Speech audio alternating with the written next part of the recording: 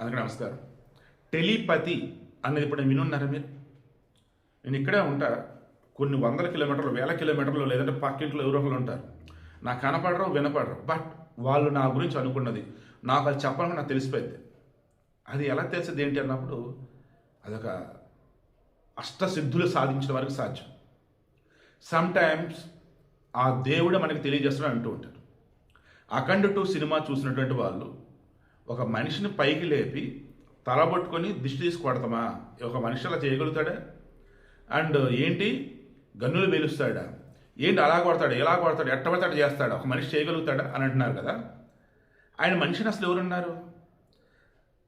అష్ట దిగ్బంధనం కాబడి 12 సంవత్సరాల పాటు అష్ట సిద్ధులు పొందినటువంటి ఒక పురుషుడు. ఎటువంటి పురుషుడు? మహాపురుషుడు, కారణ జన్ముడు, యుగ యుగాలు కూడా బ్రతికే ఉంటాడు అతను. అటువంటి వాడయ్యి అతను. అటువంటి అతను వచ్చేసి ఏదైనా చేస్తాడు. నేను చిన్నగా, పెద్దగా, మైక్రో, మ్యాక్రో ఇలా చెప్పుకుంటూ పోతే హీ కెన్ డూ ఎనీథింగ్. ఇక అందులో లాజిక్ ఏంటి? సనాతన ధర్మంలో ఇలా చేసిన వాళ్ళు ఉన్నారు, ఇది పాసిబుల్ అవుతుంది. అందుకు మహాకుంభమేళా దగ్గర అకస్మాత్తుగా సాధువులు వస్తూ ఉంటారు. ఎక్కడి నుంచి వస్తారు? వెళ్తారు, వాళ్ళు ఎటు వెళ్తారో ఎటు తెలియదు. బట్ కనిపించకుండా మాయమైపోతారు సడన్గా. ఎలా సాధ్యం అది? సూక్ష్మ శరీరం ద్వారా వస్తారు, స్నానం ఆచరించినప్పుడు నార్మల్గా అవుతారు, మరలా సూక్ష్మ శరీరం ద్వారా వెళ్ళిపోతారు. సో మన సనాతన ధర్మంలో హిమాలయాలలో ఇప్పటికీ సిద్ధ పురుషులు ఉన్నారు. అష్టసిద్ధులు వారి సొంతం. అలా అఖండ సినిమాలో చూపించిన బాలకృష్ణ, అఖండ 2 సినిమాలు చూసిన బాలకృష్ణ మధ్య వచ్చేసి మనం ఏం చూపించాం?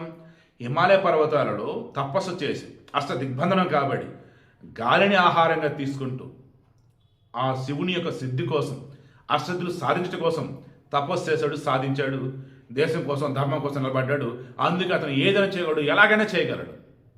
దానికి నో లాజిక్ అండ్ దానికి వచ్చేసి నో ఏమంటారు దాన్ని, నార్మల్ వాళ్ళు చేసినట్టు కాదు, అది బియాండ్ నార్మల్ అన్నట్టుగా ఆ సినిమాలో చూపించాం. అది నిజం బోయపడి చెప్పాడు. నిజం, నేను ఈ లాజిక్ మిస్ అయ్యా. సో మీకు ఇప్పుడు కూడా ఎందుకు చెప్తానంటే, ఇప్పటికీ ఈ సినిమాకి బ్రహ్మరథం పడుతున్నారు అన్ని చోట్ల. కానీ పైరసీ వచ్చిందట. అండ్ ఇంకొంతమంది చోట్ల వాంటెడ్గా వైసీపీ బ్యాచ్, మరి వాళ్ళే మనుషులు నాకు అర్థం కావట్లా.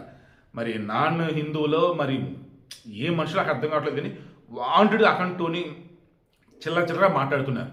ఇక అన్య మతస్థుల్లో వేస్ట్గా ఉంటారు, వాళ్ళు తేడాగా మాట్లాడుతూనే ఉన్నారు. అంతేమో నేను చెప్పేది. అఖండ 2 సినిమా నిజంగా బాగుంది, హ్యాపీగా చూడండి.